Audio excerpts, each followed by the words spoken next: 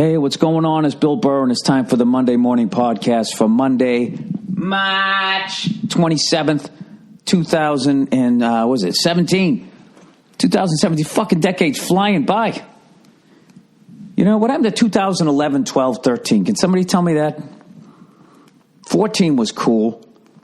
Vaguely remember 15, and then 16. You know, I want to thank everyone who whined so much about it last year. Oh my God, this is the worst year ever. I mean, that one's pretty vivid. A lot of crying.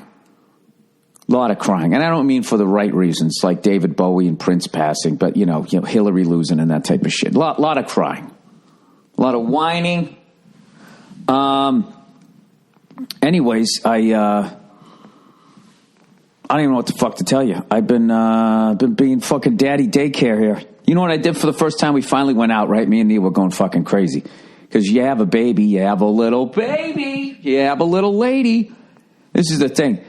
If it's your first kid, you're fucking scared to death. You're like, I can't take this thing outside. It's going to get Ebola. You get all fucking nervous. You know? And then it's got to get its fucking immunizations and all of that type of shit. And you just like going, who do I fucking believe here? Jesus Christ. I'll tell you, those fucking shots. This is what I just sat down. I was like, nobody who's ever been in the medical field told me not to do it. I've had comedians, high school friends, fucking actresses, a bunch of non-doctors have advised to go. What am I, not going to get her fucking vaccinated for polio? No, it's not that. What it is this. Shut the do you even own a lab coat? All you're doing is scaring the shit out of me. So, anyways, so we were, you're fucking afraid. So finally, we're just like, all right, fuck this. We got a stroller, so we started taking walks around the block. But my block has like the shittiest sidewalk. It's like, the ground's all shifted out here. There's tree roots pushing it up. You have no idea when you're just walking down the street. You start pushing the stroller and you're trying to keep the kid quiet, because she finally fell asleep. It's like I'm pushing my daughter up the street. It's like fucking liquid nitrogen. I'm just trying to keep her. I don't want to have her start crying. The middle of the street, just going down the street, waking everybody up, and I guess they were already awake. I don't know. So we finally ended up going to the mall. I had that experience. I went to the mall with my wife and my kid. We pulled in, had to take out a stroller, take her out of the car seat, put her in, and start walking around the mall. And I got to tell you, it was fucking awesome. For the first time in my life, I get the mall. I get it. It's for teenage kids when they're trying to get away from their parents. Like, Mom, just leave me alone. I want to hang with my friends. That era, before you have a license, really, you can't really go anywhere. You just need some sense of fucking freedom. And it's for after you become a parent, you have to get out of the fucking house into some sort of controlled environment where there's enough goddamn people that you don't have to worry about anybody snatching your goddamn kid, So we walked around and just had a great fucking time. It was like the perfect day. And, Nia was all excited to be out because, women just, oh, Jesus, the shit they go through. Being the guy, it's the best. I swear to God, it's why I think it's why they make our lives so goddamn miserable, is they see how easy it is. And the thing is we don't realize how easy it is because we've only been us. You know what I mean? How long it takes them to get ready. Do you know how long it takes me to get ready? Now I got a fucking shaved head. I don't even have to do anything. You could literally hose me off in the backyard and I could, I'd be ready in like 7 minutes. Easy, 7 minutes, because I always got to run around and find my cell phone for like 5 of those minutes. But, if I actually was organized and knew where all my shit was, I could be ready in like 3 minutes. Anyways, yeah, they go through all of that shit, you know what I mean? They got to breastfeed. They got to pump all of that crap. I don't have to do any of that. You know what I mean? So she was going fucking nuts, dealing with everything that nature put on her. And she finally had to get out of the house. And it's the happiest I've seen her. We walked around, had a great time. You know what they have at malls now? This is the second mall I've been to that they have like a Tesla store. Like you can go in, like who the fuck just goes to the mall and buys a car? You know what I mean? You go there, you buy sunglasses, right? A fucking hula hoop, whatever it is you buy. Buy a car. So I can't resist. I got to go in there, right? And I'm like, what's the deal with this thing? 0 to 60, what are you, 2.5? The guy's like 2.3. Oh, that's amazing. I was up in San Jose. The guy told me 2.5. You shaved off another 0.02 of a second. And I'm like, all right. So I get 4 adults in there. And he goes, you can get 5. And I go, and I'm still going to go 0 to 60 in 2.3 seconds. It doesn't make any sense. All that weight. What am I up to there? About 2.9, 3? And he goes, probably 2.6. It's like, what are you basing that on other than the fact you want to make a commission? What am I basing mine on? I don't fucking know. So he goes, all right, let's take a look at this over here. I go, dude, I just bought a car. I love it. I'm not going to buy a car. I'm going to tell you right now. But I just want to see, if I got the car that I wanted, what this thing's going to cost me. Right? So I go, give me the one with the motor, the all-wheel drive. All right? I went black. I didn't want to get the black interior because it's hot as shit out here, right? So the guy goes, do you want the full moonroof and everything? I go, dude, look at me. I'm almost an albino and I have a shaved head. Do you fucking... And he goes, no, the tint's crazy on it. I said, all right, put it on the fucking car. What do I care? I'm not buying this thing, right? Give me the best, best tires, best rims, best fucking everything. Then they had this thing, for $5,000, when you get on the highway, it kind of drives it, kind of helps you. And I was like, dude, why would I buy a car like this and have something else drive? I want to drive it. I don't need that shit, right? So that I didn't get. Everything else I got. And in the end, I took a picture of it. I forget how much it cost. Fuck, I don't need the exact number. In the end, you know what it cost? $152,000. The fuck? And what kills me is someone's going to go to the mall and buy one of those. $152,000 fucking dollars. I just wish they looked cooler. I love the fucking tires and everything. And there's, if you get the right tires and rims and shit, really help that car. And the front end definitely looks better. I don't know, man. You know what it looks like? It looks like that 4-door Porsche that's ugly as shit. That Panamera, whatever that, they always try to do that in like the car commercials. Well, they have a 2-door car. They have the dad, and then he has the baby, and then he grabs the bumper, and he turns it into a 4-door car. Like, oh, wow. This is like a sports car, but it's a 4-door sedan. No, it isn't. It's a 4-door sedan. But that's trying to be a sports car, and then it becomes ugly. That's why I like the Mercedes, the BMW, and the Jaguars, because they still look like cars, like 4-door sedan. Then you step on the gas, it's like, oh shit, look at this. Who knew? I don't know what I'm talking about here. Anyway, so we ended up having a great time, and I walked by the fucking, what store is that thing?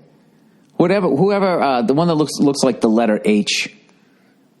It's not Nike or Adidas. It's the other one. It's the one that fucking Steph Curry has. And in the window, they had these ugly-ass basketball shoes. And I looked, and it said Curry 3s. Dude, gun to your head. What do you like better, the Kobe 11s or the Curry 3s? I don't know, dude. The Curry 3s, with a fucking crisp pair of jeans and a hoodie, dude? Over. With your chain on the outside?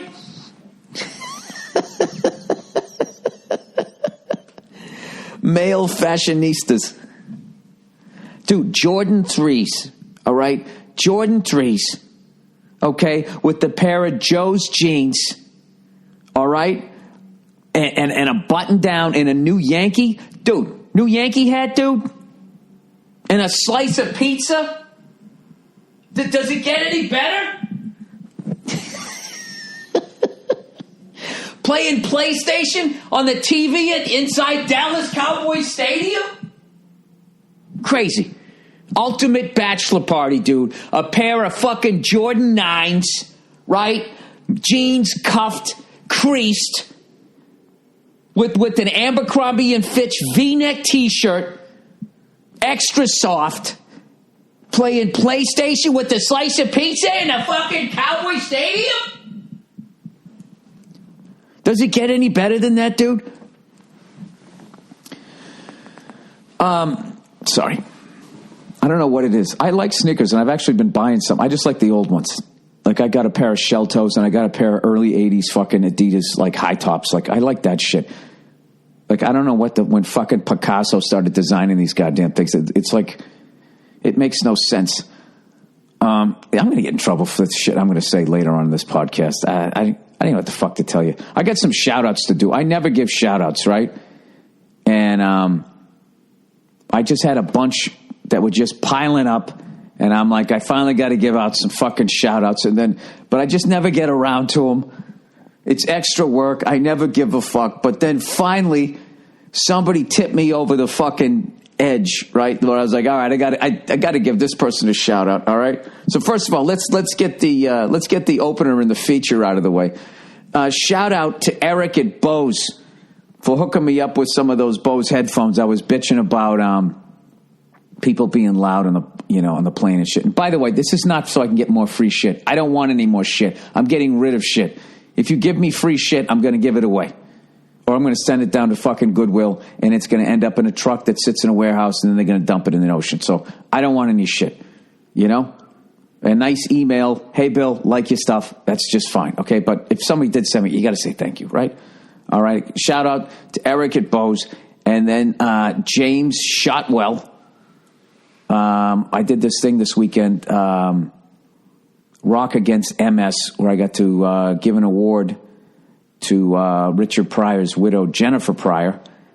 And, Richard suffered from that disease. And, of course, he turned it into comedy and said how the disease actually slowed him down so he could live longer, which is really fascinating that's probably true.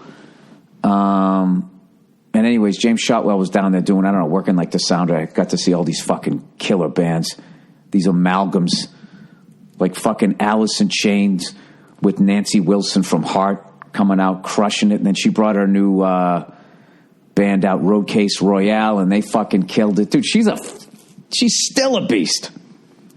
I got to see Steven Adler play with an all-star band. He played, the hell did he play? He played the Ramones, I Want to Be Sedated. And then I got to stand 10 feet away from him. I got to watch him play Welcome to the Jungle and Rocket Queen and see all these little subtle things that first of all, I get to see all the genius drum parts that fit so perfectly to that song.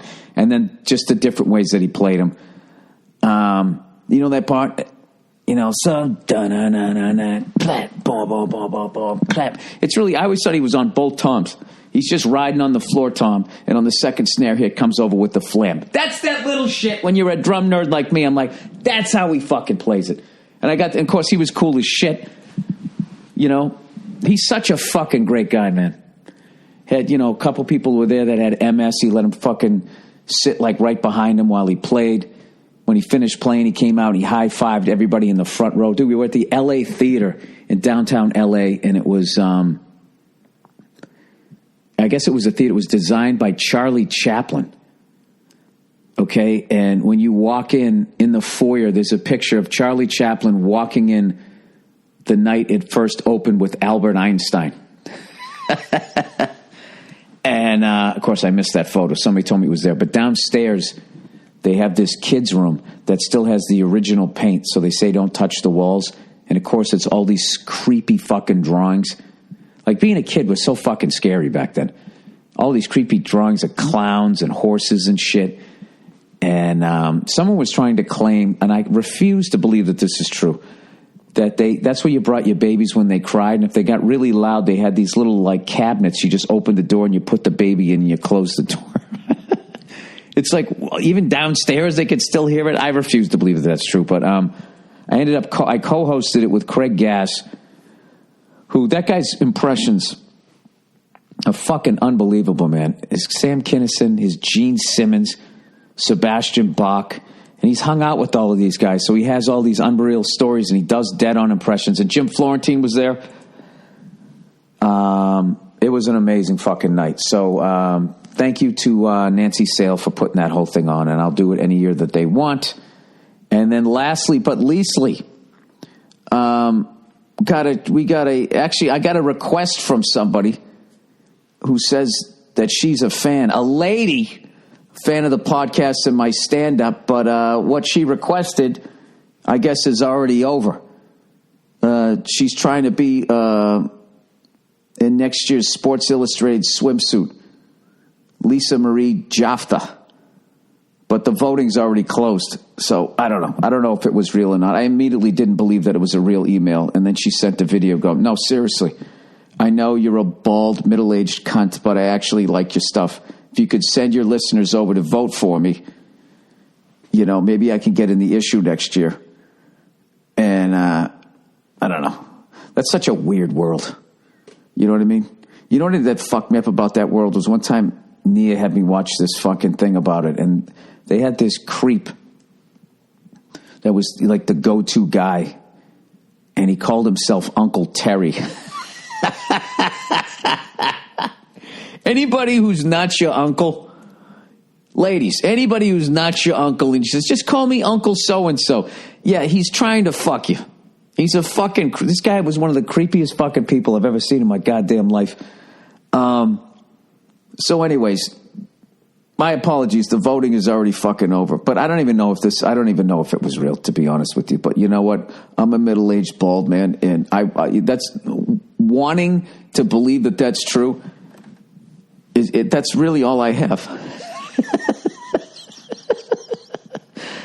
And speaking of swimsuit models, Billy Fat Tits here has been fucking doing great on the elliptical. I'm back in it, man. I'm back in it. I fucked up last night and had a glass of booze. Oh, the booze won last night. I just had a glass, which is probably considered a triple in any fucking hipster bar. But I was going to go to bed. I wasn't going to have it. I've been doing good. I stopped eating at 5. And at 11:30, Nia had come home. I was hanging out with my daughter the whole night, man. She was a riot. Jesus Christ, dude. She had 2 apocalyptic fucking diapers yesterday that was just like, it was just like, really? I don't think we've bought enough provisions to ever get this fixed again. So, she came home late and I was just going to go to bed. And I kept playing mental tennis. Should I have a glass? Don't have a glass. Trying to lose weight. Should I have a glass? Don't have it. And finally, the booze was just looking like, come on. You know what the booze was like? It was like Jimmy the Gent, after they fucking did the Lufthansa heist, however you say it. The bottle was just over there and going, come here, yo. Come here, yo. When Henry comes walking in. So I had one, so I don't know. I'm at like 181.2. And I've just been in the 80s. I hate being in the 80s. That's when when I shift my weight around on the couch just to go reach for the remote, you just feel the rolls going on the side of you, I don't know how people do it. I don't know how you just walk around being a fucking fat body. I don't know why you tolerate that. You got one fucking life, and you know goddamn well in the back of your head, you don't know where you go after this. Okay? Let's say best case scenario, you get reincarnated. All right? Because the whole heaven-hell thing, it's the same thing every day. After a while, it's not even going to have any value. What, are you going to light me on fire again? Okay. What is it, another perfect day? Oh, boy. You're going to be like those teenagers at the mall. Oh, God, I'm so bored, right? Best case scenario, you get reincarnated. The fucking odds that you're going to come back again as a human being. I mean, if you can come back as a fucking mouse or some shit, like, fucking run around almost having a heart attack. As some reptile is slowly tracking you, getting eaten alive, this is the best you got. So you can fucking sit here and become a tub of shit. You owe it to yourself. So this is what I've been doing. This has been the breakfast of a freckled champion. Every morning I wake up, and I go out to the garage, and what do? I go on the fucking elliptical as my rotator cuff is slowly getting better. Today I did some lady push-ups. I was going to do 20. I was like, don't push it. Stop to 12. Just trying to keep the fucking man tits from sagging down into my navel. I do like a half hour on the elliptical. And then I come in for breakfast. I have one of those little oranges, and I have a poached egg. And that's it. And then I have a banana between there and lunch.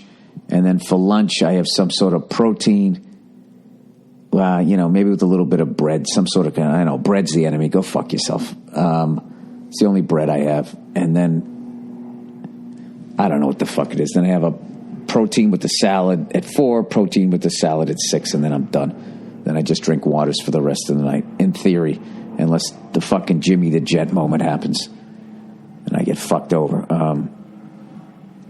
Anyways, so I have to do this shit. I got to get my ass back down. I can't. My birthday's coming up in June. I'm going to be 49 fucking years old, which I'm actually I'm all right with it. Once you have a kid, you kind of are all right with being old. You're like, other than that, you're like, oh my God, I'm 47. I don't have a kid. I'm just going to die alone. I'm going to be 49, and there's no fucking way I'm going to be in the 180s. It's just not going to happen. I'm telling you right now, I am going to be 172, my fighting weight. That's where the hell I want to be. My shoulder's going to be healed. And I have a bet with Paul Verzi that when I'm 70 years old, I'm going to be able to do 10 pull-ups. And if I don't get this rotator cuff fixed, I'm going to be fucked. Because all I keep thinking about is Jordan when he came back on the Wizards, you know? And that was the first time you really saw a drop-off in his playing level. Because not only was he gone for 3 years, he didn't really play. And when you stop, that's when you're fucked. That's what I've learned. Trying to get it back is hard. It's really fucking hard. Although Dean Del Rey, who crushed it in San Jose, Dean Del Rey in San Jose told me he's doing sets of 20 fucking pull-ups. I've never done 20 pull-ups in my life straight. I think the most I ever was able to do is I just can't get past like 16. He's 51 years old, can do 20 pull-ups, sets of 20. So there's hope. There's always hope. Is this like an inspirational podcast, Bill? You used to shit on stuff. All right, I will. But I can't. I can't. I'm having. You know, I've gotten so little material out of having a daughter. I thought like, oh fuck, here we go. My whole act is gonna fucking change, man. And it's been so awesome.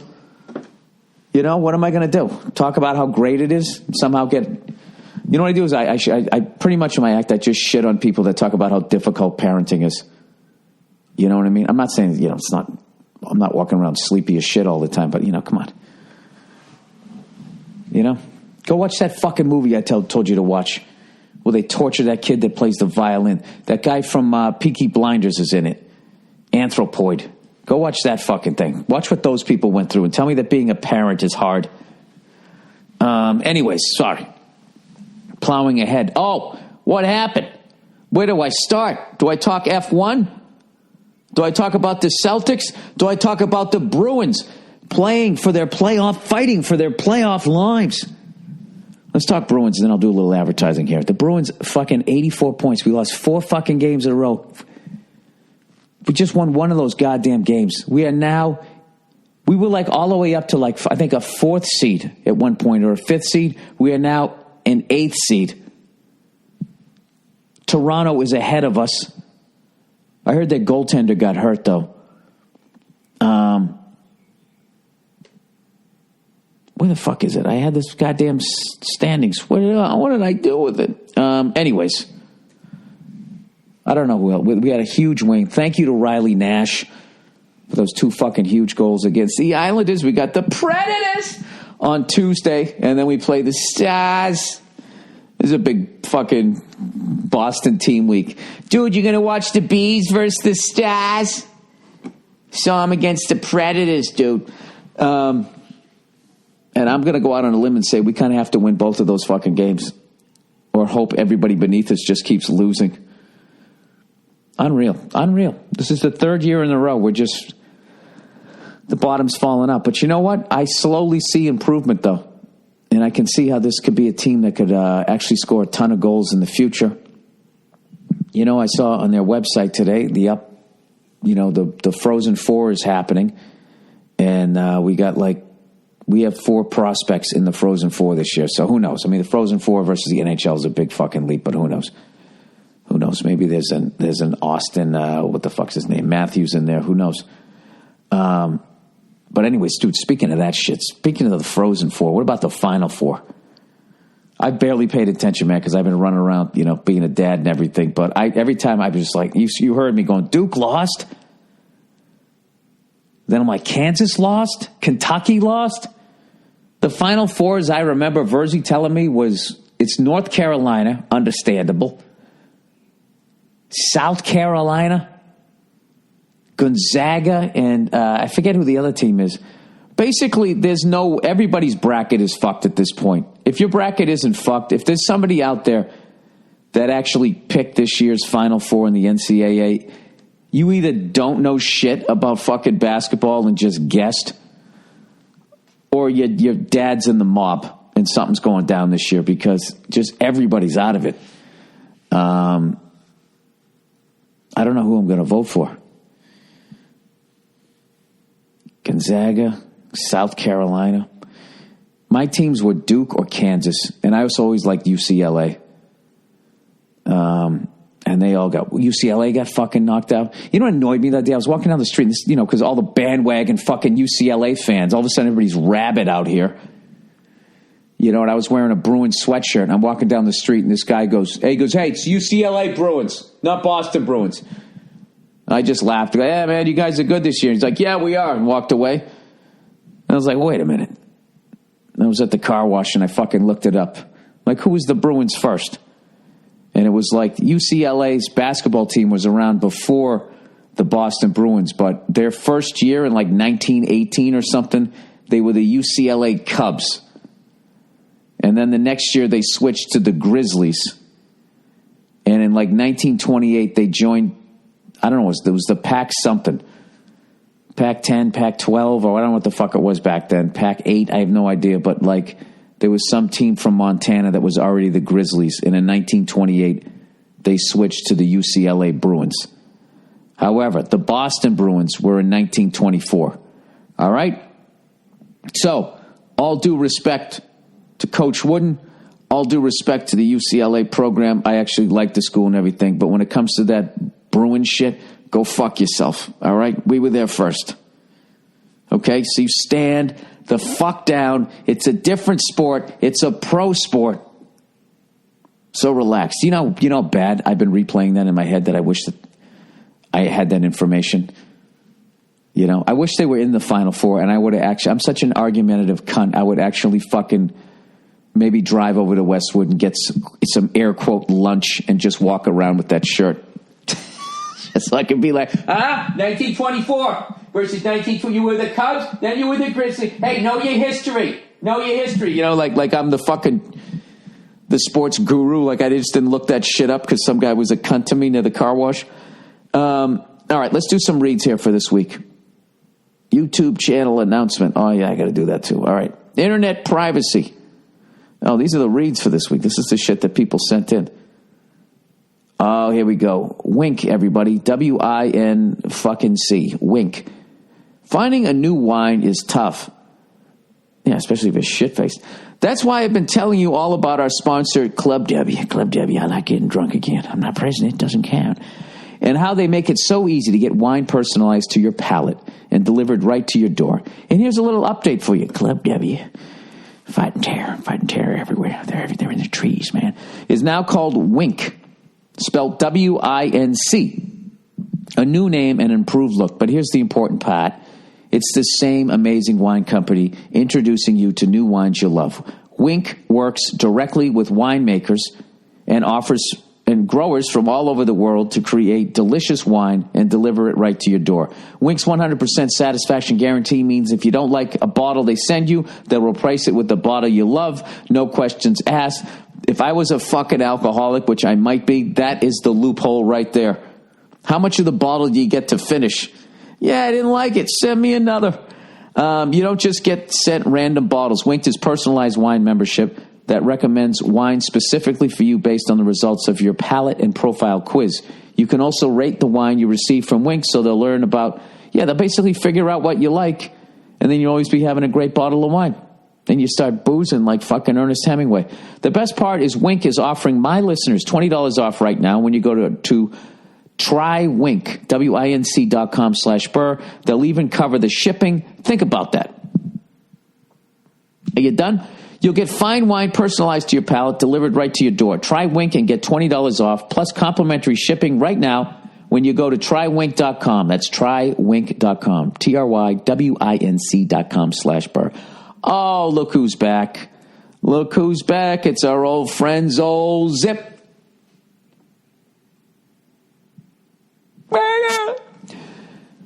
Are you hiring? Do you know where to, are you? Do you know where to post your job to find the best candidates? Posting your job in one place isn't enough to find quality candidates. If you want to find the perfect hire, you need to post your job on all the top job sites, and now you can with ZipRecruiter.com. You can post your job at 200 plus job sites, including social media networks like Facebook and the Twitter, all with a single click. Find candidates in any city or industry nationwide. Just post once, you cunt, and watch your qualified candidates roll into old Zip. It is easy to use interface. No juggling emails or calls to your office. Quickly screen candidates, rate them, and hire the right person fast. Find out today why ZipRecruiter has been used by Fortune 100 companies.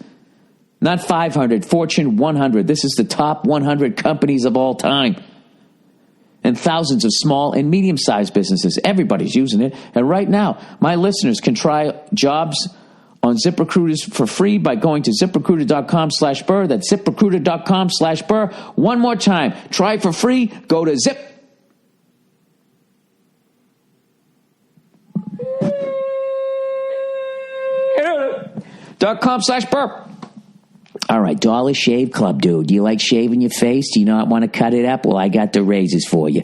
There's no reason to use cheap disposable razors or pay ridiculously high prices, kid, for some gimmicky thing that's got a laser pointed and 17 fucking blades there. Make a smarter choice and join Dollar Shave Club, all right? What are you doing? They're overpriced. You always knew they were. It's a piece of fucking plastic with sharpened aluminum in it. Should it be $90,000? Wouldn't it be great if they just delivered it right to your fucking door? Well, this thing offers that service. Before Dollar Shave Club, it was I just said all that shit. Okay? I said it my own way. All right? Get a close, smooth shave every time, and you can't beat the convenience or the price of the club. If you haven't tried Dollar Shave Club yet, you're missing out. It's an amazing shave and affordable at an affordable price. There's no smarter choice in the market. Right now, they're giving away a 1-month trial of any razor for only $1 with free shipping. And after that, it's just a few bucks a month. There's no long-term commitments. This is a one-night stand. No hidden fees. You give the doorman $5, you're in. And you can cancel whenever you want. You know? You can go bar hopping.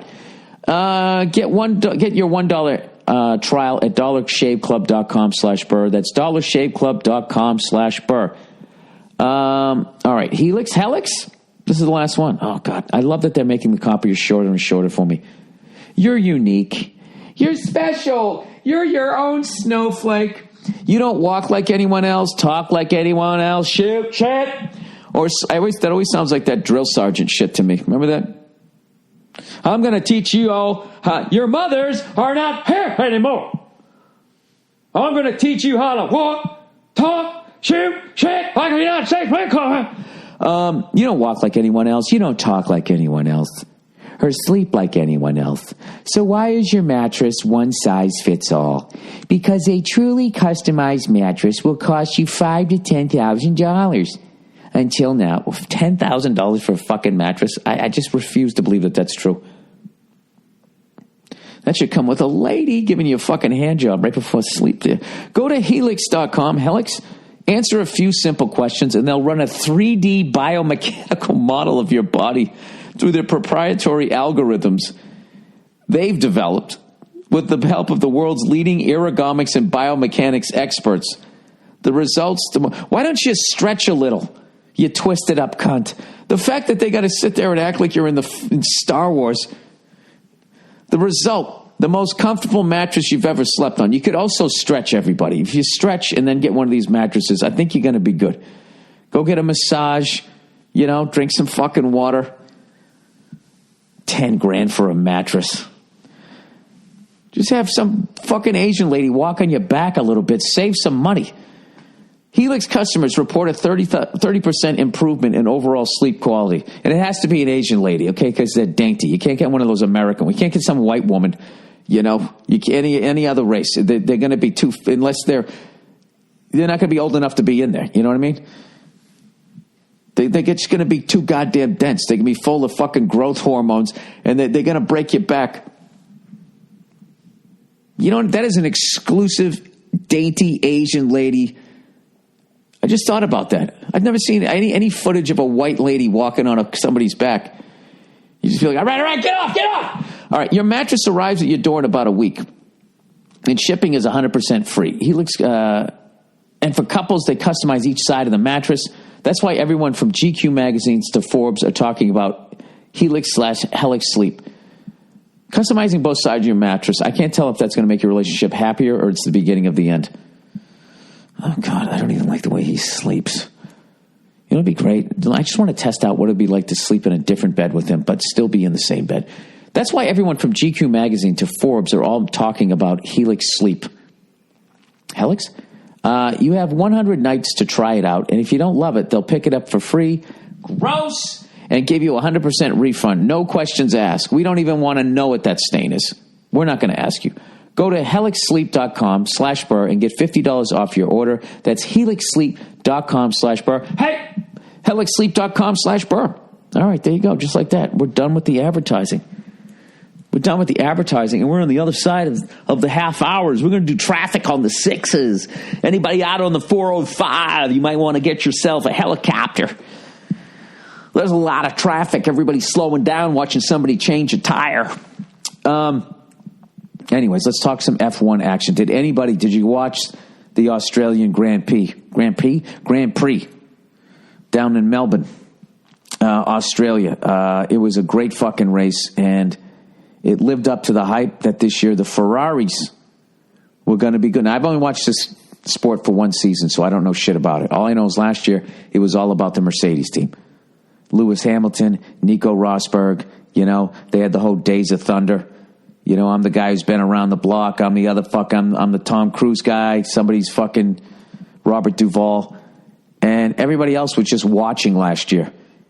And if those two guys didn't hate each other, it would have been fucking boring as shit, because basically every race was a race to the first corner. Whoever got there first was just driving through clean air, and the cars were so equally matched, nobody could catch up with somebody. You basically had to fuck up or your car died. So all the exciting racing was for 4th, 5th, 6th place or whatever. 3 psychos going after it for the last, championship point, as they say, back in 10th place. That was exciting. But up front, it was just Lewis Hamilton or Nico Rosberg just doing laps. It was, kind of got a little boring. So this year, they were talking about how Ferrari was very quiet, eerily quiet during the offseason, working on their suspension and the engine and all that type of shit with the new regulations, whatever the fuck they are. I don't know what they are. And that they were going to make a serious challenge for against Mercedes this year. So the fucking race starts, and the Australian dude, I already forget his name, Rico Rickenberg. I have no fucking idea. Eventually, I'll get these people's names down. Ricky Rocket, I forget. Okay, everybody wanted him to win. The poor bastard, he's down there, and they're taking the warm up lap or whatever, and not even the warm up lap. They're just going around getting ready to get into position just to do the warm up lap, and his car gets stuck in 6th gear. We've all been there, right? The side of the highway. Except he's got 100,000 people and a fucking millions of fans around the world watching this shit. So they got to push his car, and they got to take out the fucking transmission in 5 minutes, throw a new one in there, and try to get it back in the fucking car before the race starts. That alone, if they just showed that would have been amazing. They kind of kept cutting back to it. I wish they showed more of it. Long story short, he wasn't able to get out there until the second lap. He was already 2 laps down, so that kind of sucked for all the Australian fans. And then his car shit the bed halfway through the race. However, so the race fucking starts. All right. I think Lewis Hamilton had the pole. And then Sebastian Vettel for Ferrari was in 2nd place. And Lewis had a great start, and he was out front. And I go, well, I guess that's it. I guess the Mercedes are going to win it this year, right? So they get about 20 laps in, and Lewis Hamilton pits. It's one of these races. It was 57 laps. And the announcers were saying that they were going to pit one time. And it's all when you pit and blah, blah, blah, blah, blah. So all this shit is becoming fascinating to me. So Lewis Hamilton goes into pit, right? Sebastian Vettel was, I don't know how far behind, a couple seconds behind. He decides to stay out there. So the whole time when Lewis was out there in first place, Sebastian's behind him.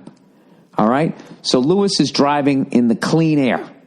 It's like, if you were on a lake and it's just still water, you could go way faster in your boat as opposed to if the water was all fucking choppy, you got to go slower. That's the same thing except it's with air. I'm just saying this for everybody else out there who's dumb like me, and the fact that air is invisible, you don't understand it. So, no matter what this guy is doing, Sebastian Vettel, he can only get so close to Lewis Hamilton because all the air coming off of him, and I guess the tires are bigger this year, which causes more turbulence. It would he's going to use more fuel and chew up more of his tires if he gets too close to him, which is really fucking, I don't know. I don't know if that's a good or a bad thing. So Hamilton was having problems with the tire. He pits early. So the Ferrari team takes a gamble and says, fuck this, we're going to stay out there. So Sebastian now is in first place, driving into clean air. He's got the nice smooth lake. He's bringing the boat across, except it's a car and it's going through air. You still with me? And he stays out there for one lap, and they go, he's definitely going to come in for the second lap. Meanwhile, Lewis Hamilton came right back out of the pits and then was, technically in fourth place, but but he already pitted. The other two guys in front of him have to pit, and so does the other guy. So technically it's like he's still in first place, but now he's driving in dirty air back there. So Sebastian's flying around the track. He goes around a second time. And, the tires are getting chewed up. He's driving like a fucking maniac. And then he comes around a third time, and they're like, he's not gonna fucking stay out there. He stayed out there again. And now, basically, it was like, this was the most exciting part of it, because this is the fucking race. So basically what he's trying to do, he's trying to get out so far ahead that he has time to pit when he goes in, get his tires, and get back out on the track in front of fucking Lewis Hamilton. It was like a fucking movie. He pulls in his fourth time around, comes in. They fucking take the tires. You got to go so fucking slow, too, now. You got to slow down to like you're driving a Prius when you're in there. And as he's slowing down, they're showing Lewis is coming around. He's coming around. He's coming around. He gets the tires. Fucking Sebastian's coming out. It's like a fucking action movie. And it was literally, Sebastian for Ferrari just got out in front of Lewis Hamilton. And then that was the race. You saw the Mercedes guy slammed his hand down on the guy in the pits, right? The head fucking guy, right? The guy who goes to the Eyes Wide Shut Illuminati parties at the end of the fucking race, right? They're probably on some yacht that's like invisible, like the air that they drive through, right? He fucking slammed his hand down like medium, and then fucking slammed it down a second time. Right there, I was like, this guy knows. This fucking race is over. And that was it. Ferrari won the first race, backing up their lack of shit talk. They were real quiet in the offseason. So I was actually really, I'm one of those guys. I like both teams, Mercedes and Ferrari. I mean, I don't know how you get mad at either one of them. The fucking beautiful, amazing cars that they've built all this fucking over the years. So I'm just happy that there seems like there's going to be competition. And if it can be as exciting as that for the whole season, I think maybe some more you guys can get into it like I did. I believe the next race is in China. In Indochino. In China. That's going to be the next one. But I was thrilled with the race. I don't know how many F1 fans listen to this shit. I'd love to hear your thoughts on it. All right, what else? The Celtics won.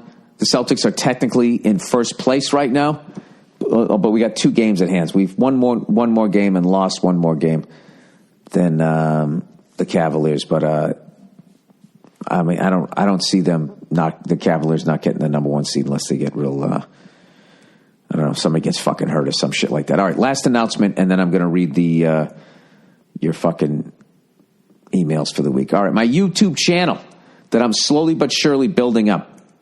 All right? I'm gradually just transitioning to the fucking internet here.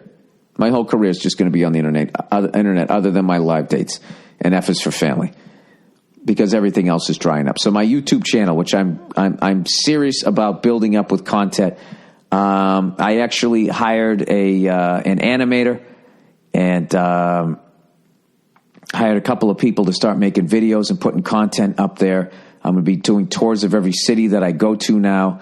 I'm bringing those things back. I'm actually considering bringing on this guy that does drum covers that looks like me, but isn't me, but maybe it's me.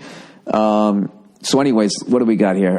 On Tuesday, the first video from Alan Palin, pronounced Palin, on the official podcast channel. Alan Palin is the guy who edited together. Remember that one when I commentated basketball? He's the guy who did that. So we're going to have new videos from him every single week.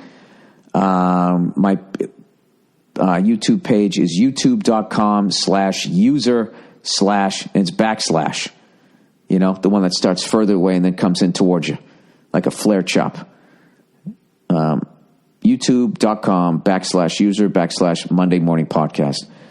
Please subscribe to the channel, check it out, and I'm going to start making some videos and that type of shit. I don't know that I'll ever videotape the podcast because it's just me laying here. Right now, I'm wearing a T-shirt, pajama bottoms, and slippers. How interesting is that going to be? And whenever I saw radio shows videotaped, something happened where it was boring. I like the fact that, like, podcasts, it's just like radio, and the fact that you're doing shit right now. You're driving home from work, you're on the fucking elliptical, you know, you're pouring yourself a drink, you're cleaning the house, whatever you're doing. Whatever the fuck it is you're doing, you can do other shit, right? All of a sudden it's videotape, you feel like you got to watch somebody talking into a microphone. I don't get it. All right, here we go. Internet privacy, everybody. Hey, Billy, thought you might like this. A private internet access provider took out a full-page ad in the New York Times calling out 50 senators who voted to monitor the public's internet activity for financial gain. What? People care a lot about their public image, and I think this should be done more to combat assholes. Let me click on this thing. I can't click on it because I'm not on the internet. Hang on.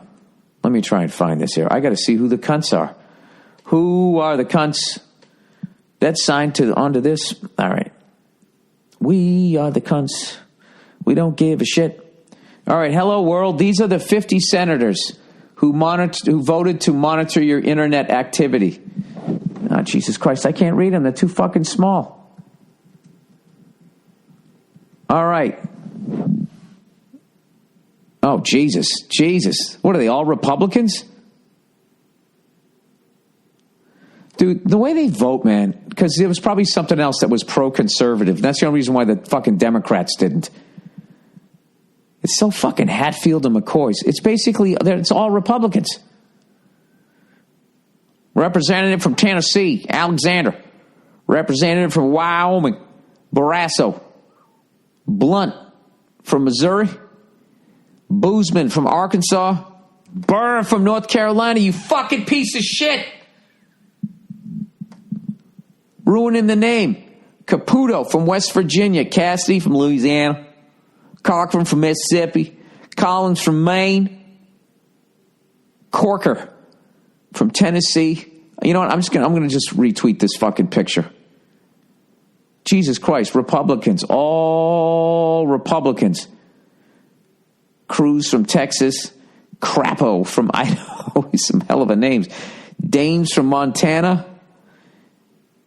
Another one from Wyoming. Enzi from Wyoming. Ernst from Iowa. This is all of this shit. Rubio from Florida. Perdue from Georgia. Portman from Ohio. This is all saying it's fake news. It's all fake news. You know, it's basically, who's kidding who? News, it's propaganda. It's bullshit. It's bullshit. But what they want is their bullshit in your brain. That's what they want. So what they want to do is gradually take control of this shit. And they're going to make fake news. Basically, your opinion of what's going on, they're going to make that like illegal to do. And they're probably looking over at China going like, hey, China, how the fuck did you do this? And China's going like, all right, this is how we did it. So they gradually do that, much like the Nazis were looking at us going like, hey, how did you do that shit to the Native Americans? Because we want to do that to the Jews. Now we're going to do that probably I bet the fucking higher up 1% cunts, the people who make profit off of war and everybody's misery, I bet they are envious of the internet in Red China the way, you or I is envious when somebody drives down the street by you in a fucking Ferrari. I don't know. All right. Well, I'm good for that person that put that up there. That's fucking disgusting. I wonder what was linked to it, though. You know what I mean? Because it's never just, in defense of all of those fucking people, it's never just one thing, which is another bullshit thing. You know, when they vote for something, shouldn't it just be one thing? Should we or should we not vote for solar power? It should just be about that. But then they tag all this other shit onto the bill, which is fucking, that's how they get everything through. And then it's always like, something completely fucked up. And then when that person goes to run for office, they voted for the bill because they're into solar power. But then the thing that the appendix that they put onto it, they can be like, this guy doesn't think kids should have ice cream. He voted against that. It's like, no, I voted for alternative sources of energy to bankrupt the terrorist. All right, bullying manager. Dear Bill, about a month ago, a lady Dairy Queen manager in Missouri was charged for involuntary manslaughter. What? Did you give the guy an ice cream headache? Is that what she did? Keep eating ice cream, then I'll blow you. The guy fell for it and he stuck his head into the fucking smoothie machine. The soft serve there. All right. Allegedly, the Dairy Queen manager was a dick to one of its employees. Filled with name calling and belittling day after day.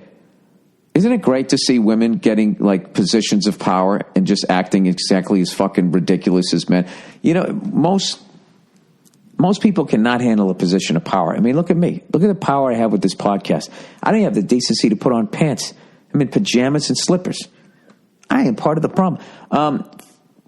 One incident, reportedly, the manager threw a burger on the floor after he made it incorrectly and then made the 17-year-old clean it up. The kid was also a victim of bullying at school as well. None of this is going to justify this kid harming this boss. You quit the job.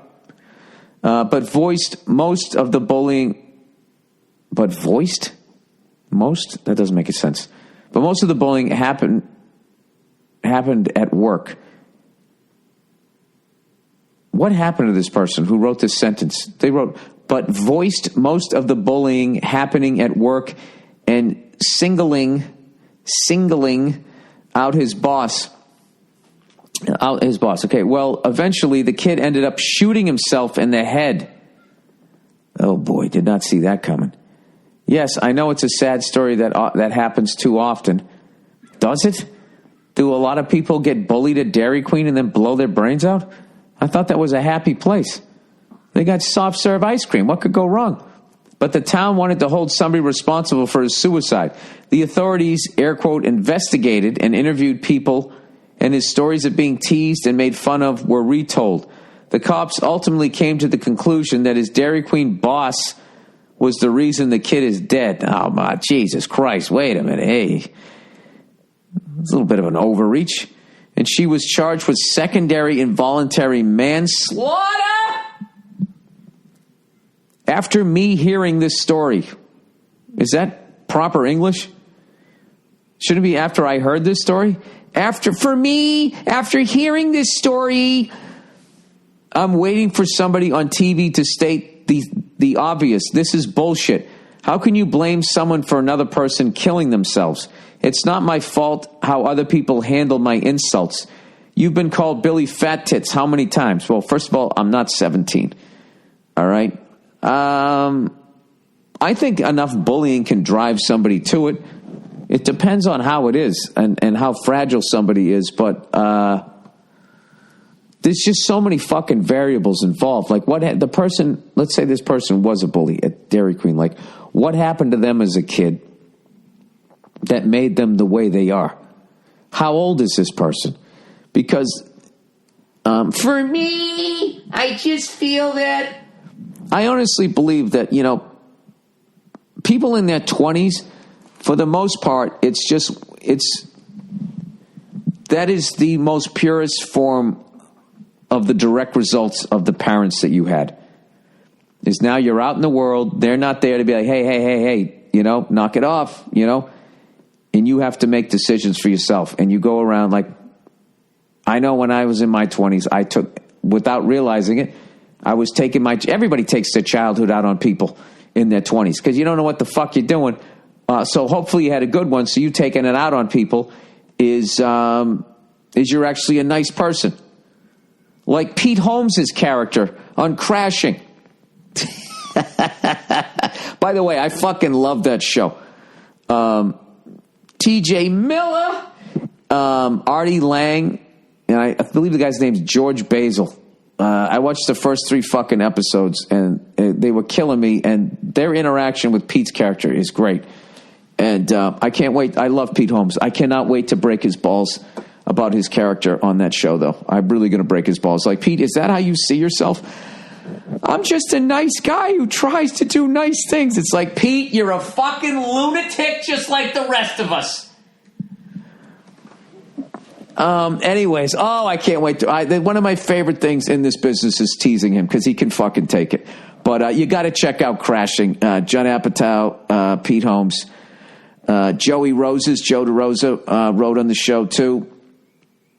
Mike Birbiglia, I believe, wrote on the show. There's a bunch of people, comics and everything, and comics on it.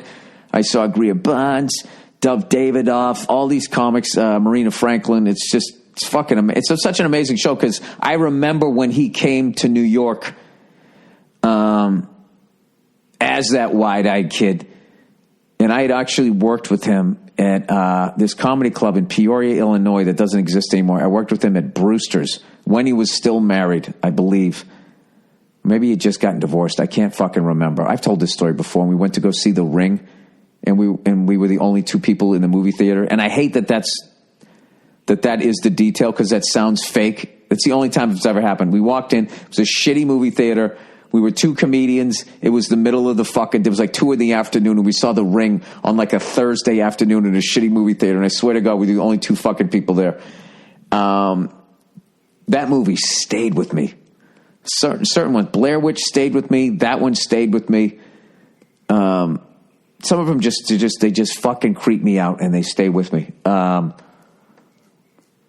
whatever reason, Jordan Peele's movie, when that guy comes running, when the kid's smoking the cigarette, and then the guy comes fucking just running up full speed at him, that fucked with me. That's, for whatever reason, that fucking stayed with me. Anyways, there's like shit I think about when I go to my car at night. Even though I know it's not real, I just think about, what if that fucking dude just came running just like that and at the last second made a right turn in front of me? Anyways, how the fuck did I get onto all of that shit? Talking about this poor kid who killed himself. Anyways, he said they're throwing... okay, what does he say? You've been called Billy Fat Tits how many times? And by how many people? If you kill yourself, over half of your listeners will go to jail. How is this a law? How many times can you call somebody fat before it's against the law? And can we stop saying bullying? It's just being teased and made fun of. That's not true, man. That's not true. That's not true. It depends on the level, and it depends on the intent. And all of this shit will be really hard to prove. But, like, you know, there's what it is, sir, is you have to have empathy here. And what I'm guessing is that you are more the person teasing than getting teased. And maybe you were a little bit more of a stronger person, the same way somebody else might have just been better at math than you. I know, looking back, you know, in my high school, I know that there was, there was kids that got it really fucking bad, really bad. And, one of whom, killed himself a few years later. And I remember thinking back, I don't know what it was based on, but certainly did not have a good experience in high school the last couple of years. And it's one of those things because kids are kids and they don't understand it. It's a really complex thing. But I would say if this kid was also bullied at school, and then if this person was a cunt at a Dairy Queen, I mean, it's sort of an amalgam of all of that. And then also the personality. Some people, they're just really sensitive, shy people, and they don't know how to handle it. And if you're prone to depression and shit, I imagine that, that's sort of the perfect storm. So, anyways, he goes, they throw this bullying word around like it's an epidemic sweeping all these heartless millennials. We've all been made fun of before. We've all been called names ever since we were little kids. You sound like an older person like me, and you're just doing these kids today, these millennials, and oh my God, they're fragile little flowers, and they're not all like that, dude. You think they're still not the mean kid? You still don't think there's the big guy just fucking beating on? There's always going to be the bigger kid beating on the younger kids, the smaller kids or whatever. We need to let this continue. It builds character. If you were always given a trophy, you're all over the map here, dude, and only told compliments, you wouldn't be a comedian. No, now you're speaking for me. You would still be working in the carpeted area discussing, which I never worked there, your favorite route to work in the morning. All I'm saying is that we're all becoming weak pussies because of laws like this, and nobody's addressing it. But you can, Bill, with your soon-to-be Emmy-winning podcast. You can champion this cause for all our sake or whatever. Hope to see you in Portland soon. Thanks. I have to be honest with you, sir. All right, I think the true sign of maturity, aside from, on one side, being able to take a good ribbing and learning how to have more of a sense of humor about yourself, and also learning that whatever is happening today is not the end of the fucking world, and that, there's probably kids listening right now that get bullied. This is the thing. All of that shit, you're not going to see any of those fucking people ever again after high school, and your whole fucking life is going to be determined by you and the decisions you make, and you have 100% control over that. So, and I think a lot of times people get bullied, aside from the fact that they're just smaller, weaker, they just seem like targets. I think, sometimes when people see somebody that's talented, they'll go after them. And so you got to make sure that you kind of push all that shit away. But the other side, I think that really shows that you're mature is empathy. You know what I mean? It certainly helps. I think it's easy to do that. The rant that you did, I understand there's a lot of truth in some of the shit that you're saying. But, it's not all just like, learn how to fucking take it, you fucking pussy. Stop wearing a helmet when you ride bicycles and shit. And I'm guilty of saying stuff like that. I understand where you're coming from, but So why do you think this kid killed himself? You know what I mean? Do you think if that shit wasn't happening, the kid still would have? I mean, it's a possibility. I don't know if the kid had clinical depression. I have no idea. But I agree with you to try, from what you've written, for the sentences where it was spelt correctly, it seems like that kid was just having a miserable experience. I mean, I can't imagine if you were getting bullied all day at school, and then you go, okay, well, now I'm going to get a job. This might be a ray of light to what the future is going to be, where I'll be at work and maybe people are nicer, and then it just becomes somebody else screaming at you. When you're 17 years old, if it sucks at school and it sucks at the Dairy Queen you work at, that is your world. And you don't have an ability to step out of it, and you can downward spiral. Once again, I don't think that they should put it all on this person, but it's a fucking terrible story. But I don't think this backlash to political correctness to then go the other all the way back once again to what caused political correctness. All you fucking guys, hey, pull your bootstraps up and stop being a fucking pussy, you fucking millennial flower. It's guys like you that are fucking ranting against fucking political correctness. It's cunts like you that created political correctness. White guys that tell it like it is. Is there anything worse than the white guy? I know I always say that. That is the most boring fucking mindset you could possibly have. Hey, I'm a white guy. Everything's set up for me. Let me tell you who, does not have the advantages that I have, why you need to toughen up. As I slept in my bunk bed in my cul-de-sac, those were the years that I really became a tough guy. Anyway, so yeah, I mean, that's just a terrible story. I hope that, something good can come out of it, because that's, it's very rare that, you bring up an ice cream store and something like that happens. I was all excited. I love fucking Dairy Queen. My wife loves Dairy Queen. We are Dairy Queen people. Cleaning up. All right. Dear Bill, Dear Billy Redface there. I'm 52 years old. Congratulations. Most people don't live that long. Or a lot of people don't make it that far. I'm 52 years old, but a life of drinking has made me look 62. I still drink and I smoke weed all day. Jesus, this guy's going hard. You drink and you smoke weed all day. I wasn't there for my kids growing up. They had to go through a lot because of mine and my wife's addiction problems. Jesus, yeah, I imagine they did. Let's just say, geez, this is 2 depressing ones in a row. What is this, Dr. Phil? You need to stop drinking, smoking weed, and pay attention to your children. Crowd goes crazy. Another episode in the can, and he gets more syndication money. And then that fucking drunk walks out the door and continues to do what the fuck he's doing. And Dr. Phil looks great. Let's just say the fact that they turned out, the way they turned out has nothing to do with me. I take no credit for the people they are today. Well, nor should you. With the exception of any lingering anxiety I may have caused them. I mean, if you're the kind of dad that you're saying you were, yeah, you're kind of owning up to it, which is good, I guess. Unless you're doing that like so everybody goes, no, you were actually a good dad. All depends on what your reasoning is. I don't live close to my daughters, but I am starting to miss them. I feel like they'd be better without me at this point. Aw. I'm at a fork in the road. I can either clean up and realize that my life isn't over. Is that my phone buzzing? Oh, and he spills his first glass of water of the day. All right, I got to fucking call this back in a minute. All right, where am I? I can either clean up and realize that my life isn't over and that I may have the grandchildren one day that I want to have a relationship with, or just enjoy my responsibility-less life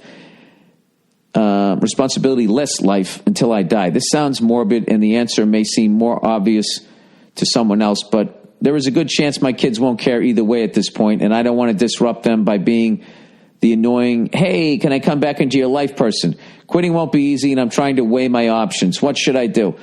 You should get clean and sober and own up to everything. Apologize to your kids, and then understand that it's your kids' choice whether they want you back in their life or not. And if that's what they decide that they don't, you have to be a man about it. And I wouldn't pout and go back to drinking and smoking.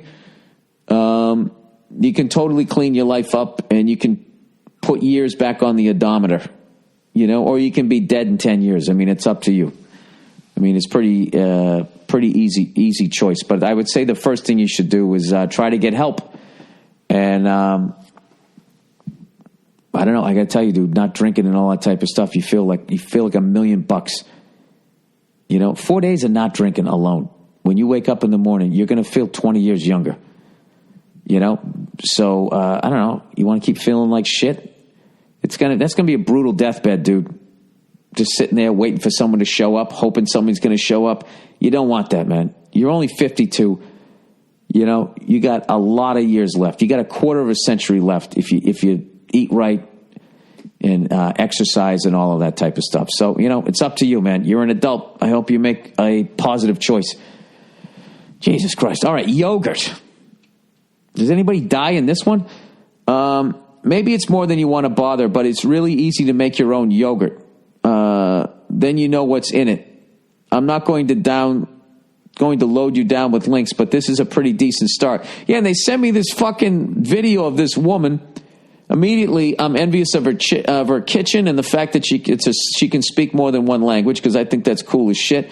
But she's making yogurt, and one of the ingredients, she goes, this is a very simple yogurt. One of the ingredients to her yogurt is yogurt. I'm going to show you how to make chicken. All right? Get salt and pepper, put it in a bowl, and then go to the store and buy some chicken, some already made chicken. I don't get it. I don't get that video. I'm fine with just the Greek yogurt probiotic. It tastes fucking weird as shit, the plain stuff, and after a while you get addicted to it and you love it. So I appreciate it. I will post the link. It's a great fucking... You know what I love about that stove? It's got 4 burners, and then it's got the griddle in the middle. Oh, I love that. Oh, I want that stove so fucking bad. All right, fun car to drive. Billy's sports car. You were talking about cars on Thursday. The most fun car I ever drove was a 1968 Alfa Romeo sedan. Not the Spider, Google it. Short throw, manual shift. My favorite fucking thing ever. Handles great. I actually looked up the car. There was only YouTube videos, pictures of them. Nobody had the sedan. I'll tell you, one of the best, most fun shifting cars I ever drove was my older brother had like a 1981 two-door Toyota Tercel, 4-speed, and that fucking thing, it was so tight. It was, dude, you had to move that fucking thing like, I swear to God, like an inch and a half, and you were in another gear. And even though it was a 4-cylinder, by today's standards, you know, it was a pretty goofy looking car, sat high up off and shit, but it was fun as shit to drive. We used to have these jobs with, you know, we had paper routes from the time we were in 3rd grade right up till 9th grade. And then when we got our licenses, we just delivered bigger routes. And we drove around beating the shit out of our cars. And that was the most fun car to drive because you could stack it, the back seat up with all the papers. And dude, it was a Toyota. And that's when Toyota was really competing with the American shit. And the only way that they were going to get it. Are you fucking kidding me? Are you fucking kidding me? Dude, this is how fucked up my house is. I just spilled water, and I was just like, you know what? On the hardwood floors, I'm going to finish the podcast. I'm almost done. I can't believe this just happened. And I'm thinking that the fucking water is going to be on the floor. It's just going to be a puddle. This is what just happened. I just looked down at the floor. I spilled a full glass of water. It's all gone. It's not there anymore. Sorry, I'm putting the headphones back on. The fuck out of here. The floor isn't even wet. This is what happens. And this is only one part of my house. The house is settled so much. My house is 94 years old this year. It's settled so much that I swear to God, the water rolled down the hill and the baseboard. There's a space between the floorboards and the baseboard. And it just rolled into the cracks. It disappeared. This can't be fucking happening.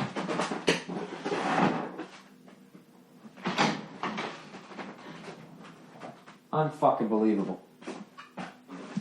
Well, now I'm wondering, where did that go? Is the ceiling below now going to have all watermarks on it? I don't think that's enough water to do it. Dude, I'm telling you right fucking now. Okay? The next house I get is going to be fucking... if it's an old house, it's going to be... We looked at one this weekend where we're just looking. We're bullshitting, you know what I mean? But just trying to see what's out there. What the prices are and that type of shit. Dude, we looked at one. It was turnkey. That's what I want. And for all you people who never bought a house, that means the whole fucking thing has been redone. I don't give a fuck that somebody's flipping it. I don't give a shit that they're trying to make fucking $500,000 in 2 months. I don't care. The fact that they're going to strip it all the way down, all the piping, the sewer line, right out to the fucking street. Everything's brand new. That's the house I'm getting. That's the house I'm getting, and that's the house I'm dying in. And when I die, the fucking next person can deal with whatever bullshit I did to it. I just spilled a full glass of fucking water, and it disappeared. Like a magic trick. All right, that's the podcast. Go fuck yourselves up. Check in on you on Thursday. Go Bruins.